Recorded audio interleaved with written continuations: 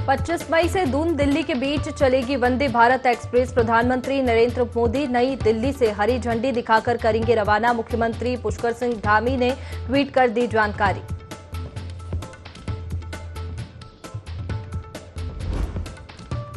आज से खुलेंगे हेमकुंड साहिब के कपाट। पंच प्यारों की अगुवाई में पहुंचा श्रद्धालुओं का पहला जत्था। 60 साल से अधिक उम्र के श्रद्धालु और बच्चों को नहीं मिली अनुमति।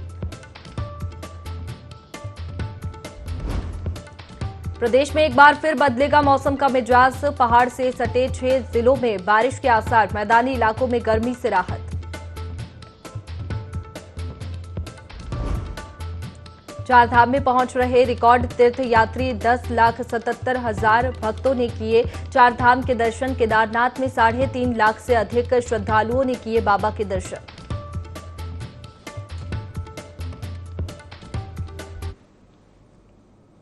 नमस्कार, आप देख रहे हैं देवभूमि लाइव। मैं हूं आपके साथ में वैष्णवी। खबरों की शुरुआत करेंगे। उत्तरकाशी में इन दिनों चारधाम यात्रा जोरों पर है। ऐसे में प्रशासन पूरी तरह तैनात है। अवैध नशे में लिप्त लोगों पर पुलिस की नजर बनी हुई है। इसी कड़ी में मोरी पुलिस और एसओजी की स्पेशल टीम ने एक आरोपी को गिरफ्तार किया है, जिसके पास से 506 ग्राम अवैध अफीम बरामद की गई है। आरोपी अफीम को त्यूनी क्षेत्र के किसी नेपाली व्यक्ति से खरीद कर लाया था, जिसे वह अपने गांव के आसपास बेचने की फिराक में था। फिलहाल पुलिस ने आरोपी को गिरफ्तार कर जेल भेज दिया है।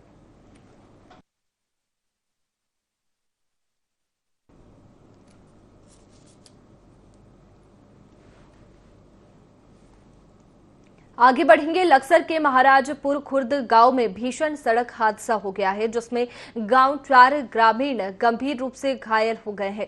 दरअसल बीती रात करीब 11 बजे 4 ग्रामीण सड़क हादसे का शिकार हो गए, जिन्हें इलाज के लिए सामुदायिक स्वास्थ्य केंद्र में भर्ती कराया गया। वहीं चिकित्सा अधीक्षक डॉक्टर नलिंद असवाल के मुताबिक चारों की हड्डियां टूटी हुई है, जिन्हें गंभीर घायल अवस्था में जिला अस्पताल के लिए रेफर कर दिया गया है। महाराजपुर खुर्द में एक्सीडेंट हुआ है और हरिद्वार के लिए रेफर कर रहे हैं। सीएससी लक्ष्य में लेकर आए थे इनको, तो इनको राइट लेग फ्रैक्चर है इनको ना। ये टोटल 4 लोग हैं और 2 दूसरी एम्बुलेंस में और 2 हमारी एम्बुलेंस में। 11 बजे करीब महाराजपुर खुर्द से हमारे पास 4 पेशेंट आए थे, जिसके अंतर्गत जब उन्हें देखा गया तो उनके पैरों में अनुमानित लग रहा है कि शायद फ्रैक्चर होगा, जिसके अंतर्गत उन्हें एडवाइस करो उन्हें एक्सरे और जिला अस्पताल हरिद्वार के लेकर आए, जहाँ पे हमारे ऑर्थोपेडिशियन बैठते हैं, जिससे उनका सही समय पे सही इलाज हो सके। भारतीय वायुसेना के विशेष विमान से सूडान में फंसे नागरिकों को दिल्ली लाया गया है। इसमें उत्तराखंड के 2 निवासी अनिल कुमार और अमित कुमार शामिल है। मुख्यमंत्री पुष्कर सिंह धामी के निर्देश पर इनके गंतव्य स्थान के लिए व्यवस्था की गई है। अनिल कुमार और अमित कुमार ने मुख्यमंत्री पुष्कर सिंह धामी का आभार व्यक्त किया। बता दें कि अब तक सूडान से उत्तराखंड के 30 नागरिक वापस आ चुके हैं।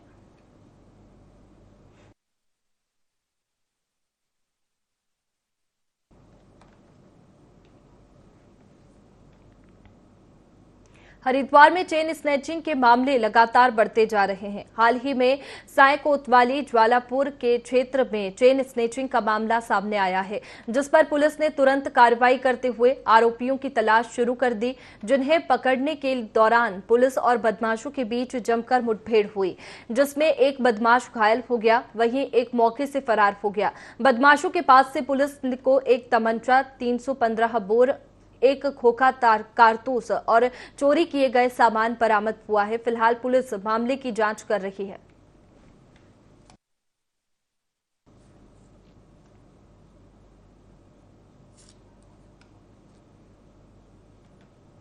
हिमाचल प्रदेश के राज्यपाल शिव प्रताप शुक्ला सब परिवार बद्रीनाथ और केदारनाथ धाम दर्शन करने पहुंचे। उन्होंने भगवान केदारनाथ के दर्शन किए। केदारनाथ मंदिर परिसर में बद्रीनाथ केदारनाथ मंदिर समिति के अध्यक्ष अजेंद्र अजय ने भगवान केदारनाथ जी का प्रसाद, भस्म और रुद्राक्ष माला भेंट की। इस अवसर पर मंदिर समिति मुख्य कार्याधिकारी योगेंद्र सिंह, यात्रा मजिस्ट्रेट योगेश मेहरा तथा कार्याधिकारी आरसी तिवारी मौजूद रहे। बता दें कि विगत दिनों बीकेटीसी अध्यक्ष अजेंद्र अजय ने राजभवन शिमला राज्यपाल से भेंट की चारधाम यात्रा हेतु आमंत्रण दिया था।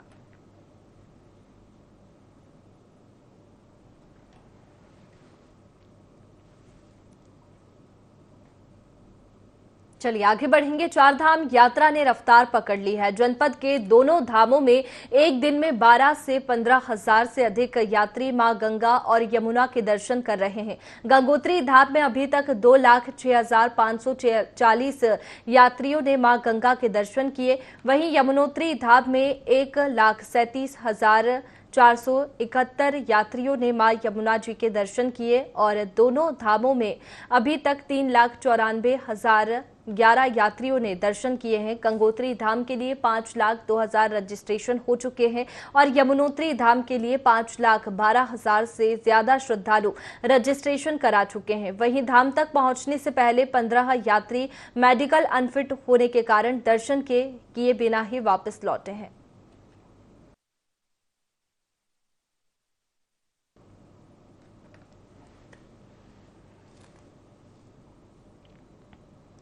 बीजेपी की प्रदेश कार्य समिति की 2 दिवसीय बैठक देहरादून में है, जिसमें 30 मई से प्रारंभ होने वाले पार्टी के महाजनसंपर्क अभियान की रूपरेखा को अंतिम रूप देने के साथ ही इसके लिए जिम्मेदारियां दी जाएंगी। बता दें कि कुछ दिन पहले भाजपा प्रदेश अध्यक्ष भट्ट ने ये जानकारी देते हुए बताया था कि बैठक में कई कार्यक्रमों के संबंध में अगले दिन कार्य समिति अपनी मुहर लगाएगी।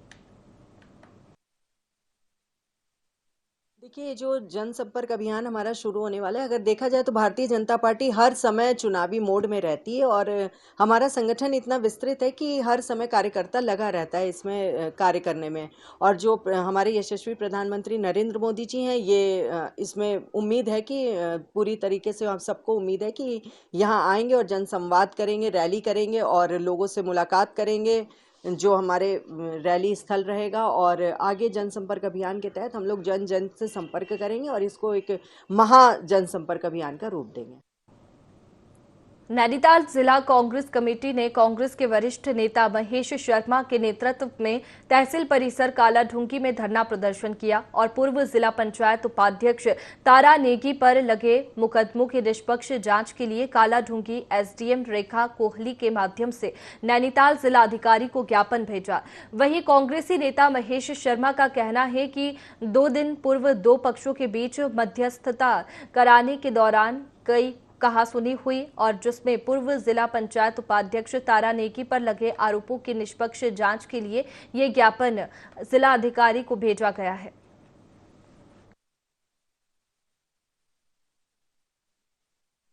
पूर्व उनको किसी मसले पे किसी ग्रामीण जन द्वारा बुलाया गया, थोड़ी कहासुनी 2 पक्षों के बीच हुई थी और तारा सिंह नेगी उसको मध्यस्थता करा रहे थे।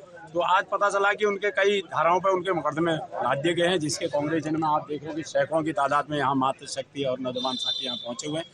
कांग्रेस जन में बड़ा इस बात का आक्रोश है कि एक जनप्रतिनिधि को जो एक समझौता करने गया था उसके ऊपर धाराएं लगाई दी गई हैं और इसको लेकर के यहाँ पर धरने पे बैठे हैं। आज हमने जिलाधिकारी महोदय को ज्ञापन दिया है परगना अधिकारी महोदया के माध्यम से और हमें उम्मीद है कि जिलाधिकारी महोदय इसका संज्ञान लेंगे और उसमें निष्पक्ष जांच करा करके उनके ऊपर जो धाराएं लगाई गई हैं उनको हटाएंगे। ये हमारा पूरा विश्वास है उन पर, जिला प्रशासन पे। में जिला कांग्रेस कमेटी नैनीताल के द्वारा एक ज्ञापन दिया गया है, जिसमें इनके द्वारा कहा गया है कि पूर्व महासचिव है पूर्व जिला पंचायत उपाध्यक्ष के खिलाफ बैलपड़ाव चौकी में मुकदमा दर्ज किया गया है, जिसके अगेंस्ट इन लोगों ने आज यहाँ पर ज्ञापन दिया गया, जो माननीय जिलाधिकारी महोदय को संबोधित है और मेरे द्वारा इसको जिलाधिकारी महोदय को प्रेषित किया गया। आगे बढ़ेंगे। नैनीताल हाईकोर्ट ने लालकुआं की नगीना कॉलोनी से अतिक्रमण हटाने के आदेश जारी कर दिए हैं, जिसके बाद स्थानीय प्रशासन हरकत में आया। उप जिला अधिकारी सिटी एसपी के साथ ही रेलवे के अधिकारी मौके पर पहुंचे और अवैध कब्जे को जेसीबी से ध्वस्त किया, जहां उन्हें कॉलोनी वासियों और सामाजिक संगठनों का विरोध भी झेलना पड़ा। पुलिस ने हल्का बल प्रयोग करने के साथ ही दर्जनों प्रदर्शनकारियों को गिरफ्तार किया। प्रशासन ने लगभग 300 से अधिक घरों को हटाने की कार्रवाई की, जिससे हजारों लोग प्रभावित हुए हैं। वहीं प्रशासन सरकारी जमीन से कब्जा हटाने में सफल हो गया है।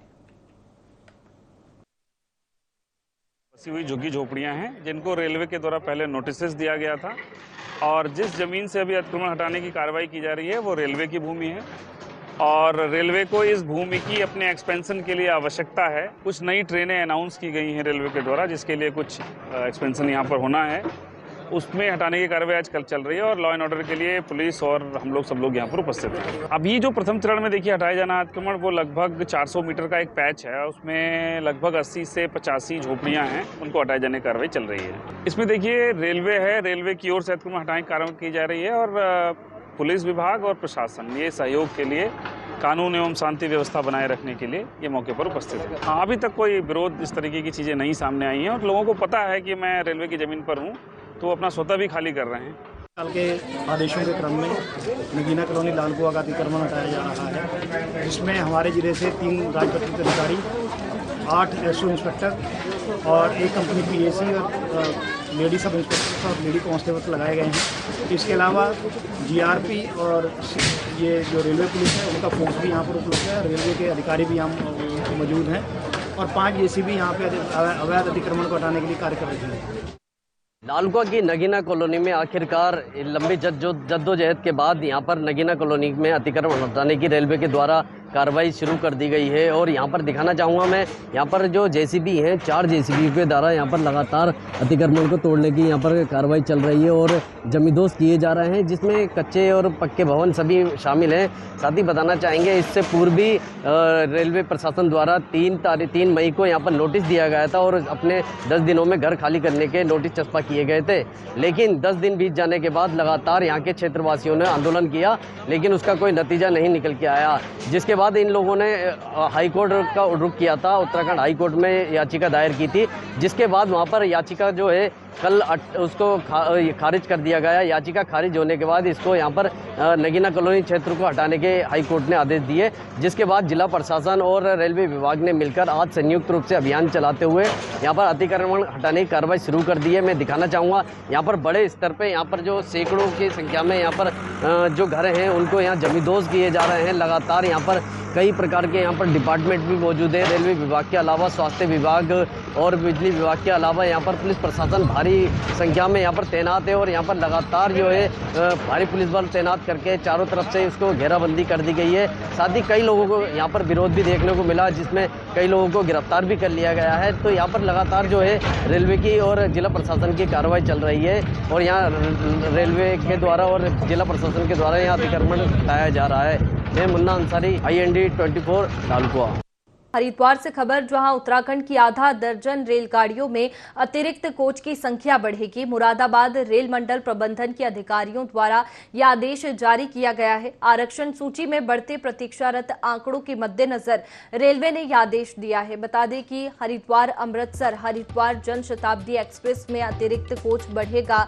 देहरादून इंदौर देहरादून एक्सप्रेस में भी एक शयन यान कोच बढ़ाया जाएगा और इसके साथ ही देहरादून उज्जैन देहरादून एक्सप्रेस में भी एक शयन यान कोच बढ़ाया जाएगा। 3 रेलगाड़ियों में अप डाउन संचालन में एक अतिरिक्त कोच बढ़ेगी। और बता दें कि मुरादाबाद रेल मंडल क्षेत्र के वरिष्ठ मंडल वाणिज्य प्रबंधक द्वारा यह आदेश जारी किया गया है। उत्तराखंड की आधा दर्जन रेलगाड़ियों में अतिरिक्त कोच की संख्या बढ़ेगी।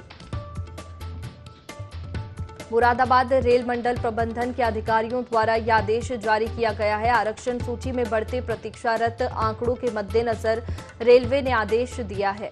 जानकारी लेंगे, हमारे सहयोगी गोविंद हमारे साथ फोन लाइन पर जुड़ गए हैं। गोविंद, ट्रेन में सफर करने वाले यात्रियों के लिए राहत भरी खबर है कि आधा दर्जन जो कोच है वो बढ़ाए जाएंगे।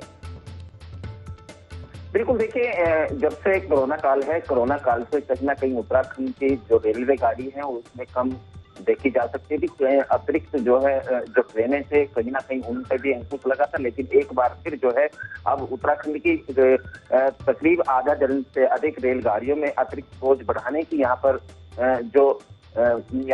जो अधिकारियों ने दिशा निर्देश दिए। साथ ही अगर बात करें मुरादाबाद रेल मंडल प्रबंधन के जो अधिकारी हैं उन्होंने ये आदेश यहाँ पर जारी कर दिया है।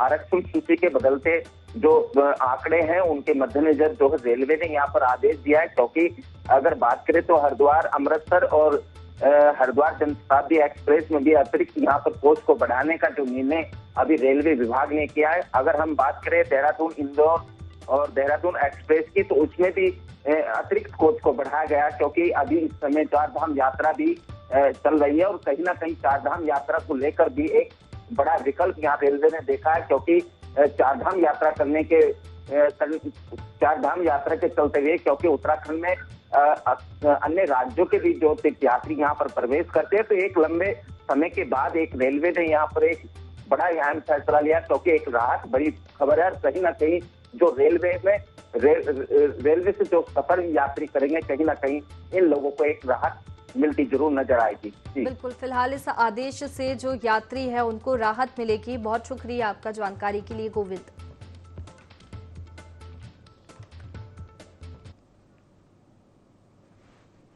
आगे बढ़ेंगे। टिहरी के नगर पंचायत लंबगांव में पूर्व सीएम त्रिवेंद्र रावत की घोषणा पर लगभग 2 करोड़ की पार्किंग बनकर तैयार है, लेकिन पार्किंग बने 6 माह हो गया है और नगर पंचायत को हैंडओवर अब तक नहीं मिला, न ही आम जनता के लिए पार्किंग खोली हुई है। तो अब सवाल उठता है कि जब सब कुछ तैयार है तो पार्किंग खुलने में किसका इंतजार है।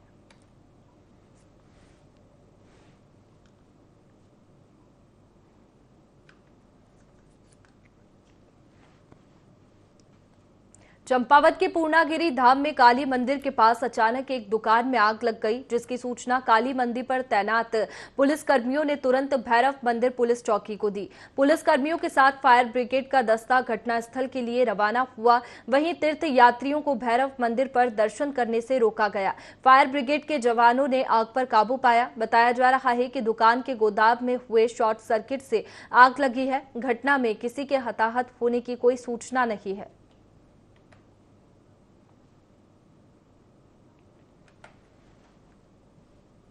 उत्तराखंड में मौसम का मिजाज लगातार बदलता हुआ नजर आ रहा है, जिसके चलते मौसम विभाग पहले ऑरेंज अलर्ट जारी कर चुका है। वहीं बीते दिन उत्तराखंड के कई जिलों में देर रात भारी बारिश और तेज हवाएं देखने को मिली। बता दें कि वहीं मौसम विभाग ने एक बार फिर मौसम को लेकर अपडेट दी है। मौसम निदेशक विक्रम सिंह ने बताया कि 1 से 2 दिन मौसम साफ रहेगा। हालांकि आज कहीं कहीं पर हल्की या मध्यम बारिश देखने को मिल सकती है। इसके साथ ही उन्होंने बताया कि 23 तारीख से एक बार फिर मौसम करवट बदलेगा और पहाड़ी क्षेत्रों में बर्फबारी देखने को मिल सकती है। और 17-18 में बोला था कि थोड़ी बहुत एक्टिविटी प्रदेश में देखने को मिलेगी, तो आज भी आप देखेंगे जो है दिन में शाम रात तक जो है कुछ जगहों पे जो है हल्की रेन थंडरस्टॉर्म एक्टिविटी आज भी जो है वो रहेंगी। मैदानी क्षेत्रों में भी एका दुक्का जगहों में संभावना है, पर पहाड़ी क्षेत्र की अगर बात करें तो वहाँ पर ये रहने वाली है। पर जो अंदर के डिस्ट्रिक्ट आपके उत्तरकाशी, चमोली, पिथौरागढ़, रुद्रप्रयाग, बागेश्वर है, तो उनके हाई रीचेज में छुटपुट एक्टिविटी में कहूँगा, चाहे 19-20 तारीख है या 21-22 भी है, तो वो मिलेंगी जो है, पर बहुत संभावना नहीं है। तो मैं कहूँगा कि 17 और 18 में मेनली एक्टिविटी थी, इसके बाद काफ़ी कम है। लेकिन जब आप 23-24 तारीख में जाएंगे तो 23 तारीख से जो एक्टिविटी वो बढ़ने वाली है। तो 23 तारीख से जो रेन थंडरस्टॉर्म है कुछ जगहों में आपको प्रदेश में देखने को मिल जाएंगे।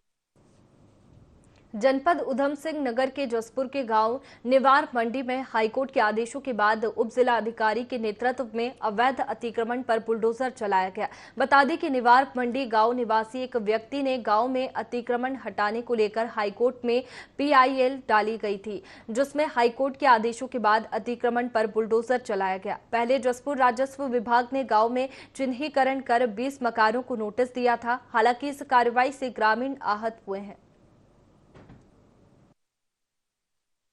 इसमें निर्देशक का उसमें एक डायरेक्शन दिया था हम लोगों को कि इसमें कि जो निवार मंडी में जो अतिक्रमण है 4 पर्टिकुलर खसरे थे उसमें, तो उन खसरों में जो भी अतिक्रमण था उसको हटाने के निर्देश दिए थे। तो उसी के क्रम में आज यहाँ पर कार्रवाई की जा रही है। यहाँ पर लगभग 30 मकान होंगे, परिवार तो ज़्यादा है इसमें, 30 मकान होंगे जो अतिक्रमण की जद में।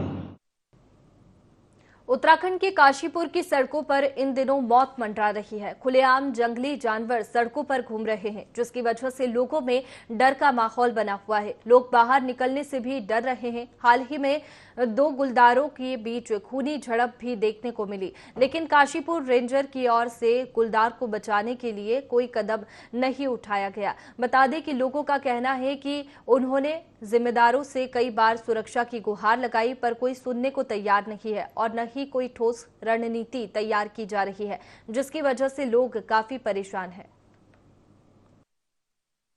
रेंज के अंतर्गत हमारा ड्रोन सागर एक जगह है जो विशाल टीला कहते हैं यहाँ पर, तो वहाँ पर एक सब एडल्ट एक साल का लगभग शावक का शव मिला है और उसको यहाँ ला करके उसका पोस्टमार्टम NTC की जो प्रोटोकॉल्स है उसके हिसाब से उसका 2 डॉक्टरों की टीम द्वारा उसका पोस्टमार्टम कराया गया। तो डॉक्टरों का प्रथम दृष्टया विचार यह है कि किसी अन्य लेपर्ड द्वारा उसको मारा गया, जिससे कि उसकी गर्दन की हड्डी टूट गई थी, इसकी वजह से उसकी मृत्यु हुई है। तो आपसी संघर्ष का मैटर है ये, और क्योंकि वहाँ पहले भी जो गुलदार और मादा देखी गई थी, और जनरल टेंडेंसी होती है कि एक दूसरा नर गुलदार अगर किसी और के बच्चे होते हैं मादा होते हैं तो उनको मार देते हैं, तो ये इसी तरीके का एक मैटर। उत्तराखंड की खेल मंत्री रेखा आर्या ने उत्तरकाशी में खेल स्टेडियम मनेरा का निरीक्षण किया। इस दौरान रेखा आर्या ने कहा कि जनपद में खेल प्रतिभाओं की कमी नहीं है, जरूरत है उनको सामने लाने की, जिसके लिए सरकार हर कोशिश कर रही है। आज उत्तरकाशी में मनेरा स्टेडियम को निरीक्षण करने का एक विचार आया। निरीक्षण के दौरान में बेहद प्रसन्नता है कि यहाँ पर लड़कियाँ लगातार खेलने आती हैं, चाहे वो हैंडबॉल के लिए आती हूँ, चाहे वो हॉकी के लिए आती हूँ, चाहे वो फुटबॉल के लिए आती हूँ। तो लड़कियों का खेल के प्रति बढ़ता हुआ उत्साह अपने आप में साफ संदेश है कि अभिभावकों ने अब अपने विचारों में बहुत बड़ा परिवर्तन किया है। अब खेल के दृष्टिकोण से बालिकाओं को भी प्रोत्साहित करने लगे हैं। उन्होंने एक कोच की डिमांड करी है, तो हम लोग बहुत जल्द उनके लिए एक कोच भेजेंगे। इसके अतिरिक्त मुझे बेहद प्रसन्नता है कि उन्होंने कोई शिकायत यहाँ पर फिलहाल तो नहीं कही है। जिस प्रकार से मनेरा का स्टेडियम यहाँ पे देखने को मिला है, तो अपने आप में ही बड़ा ही इसके अंदर एक गजब का उत्साह और खेल के प्रति रुझान लड़कों में भी और लड़कियों में देखने को मिला है। तो बेहद आज यहाँ के प्रसन्नता हुई है। मसूरी पहुंचने पर मसूरी विधायक और कैबिनेट मंत्री गणेश जोशी का भाजपा कार्यकर्ताओं के साथ स्वागत किया गया। इस अवसर पर वक्ताओं ने यमुना मसूरी पेयजल समस्या के निराकरण पर आभार व्यक्त किया। पंपिंग योजना का सफल परीक्षण भी हुआ। मसूरी वासियों को अगले 30 वर्षों तक पानी की किल्लत से निजात मिल गई है। इस समस्या के निदान में कैबिनेट मंत्री गणेश जोशी का काफी योगदान रहा।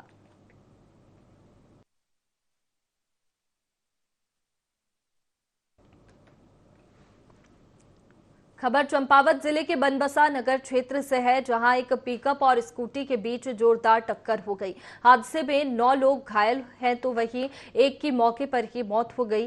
पिकअप रुद्रपुर से धारचूला जा रही थी। इसी दौरान स्कूटी से टकराने के चलते पिकअप अनियंत्रित होकर पलट गई। फिलहाल सभी घायलों को अस्पताल में भर्ती कराया गया है, जिनमें 5 यात्रियों की हालत गंभीर बताई जा रही है। मैं खटीमा से टनकपुर की तरफ जा रहा था। मेरा लाइसेंस की डेट थी यार, लर्निंग मेरा बन चुका था, मेरे को लाइट बनवाना था, तो मैं अपना कागज लेके वहाँ जा रहा था। तो एक मैक्स वाला पीछे से आया, उसने मेरे को पता नहीं चला कहाँ से आया क्या है, इसने मेरे को ठोक दिया पीछे से, और उसके बाद ये जाके खुद पलट गई उसी में। मैं स्कूटी में था। ये बनबसा स्ट्रॉन्ग फार्म का मामला। बनबसा स्ट्रॉन्ग फार्म के पास में एक एक्सीडेंट हुआ है, जिसमें एक मैक्स वाहन और एक स्कूटी, इसमें दोनों इंजर्ड हुए हैं। दोनों की टक्कर के वजह से ये एक्सीडेंट हुआ है। जैसे ही सूचना मिली तो तुरंत ही मैं हॉस्पिटल आई। हॉस्पिटल आके यहाँ पे पता चला कि मैक्स में 9 लोग सवार थे, जिसमें वाहन चालक भी शामिल था, और एक स्कूटी सवार था जो अकेला था। तो इसमें से सभी इंजर्ड थे, लेकिन एक एक्सपायर हो चुका था। जैसा कि डॉक्टर साहब ने बताया, यहाँ पर एक एक्सपायर हो चुका है, और 5 लोग जो ज़्यादा सीरियसली इंजर्ड थे, उन्हें रेफ़र किया गया है सुशीला तिवारी जगाने के लिए, और बाकी जो 4 लोग हैं उनका भी ट्रीटमेंट चल रहा है। फिलहाल देवभूमि लाइव में इतना ही। आप बने रहिए IND 24 पर। नमस्कार।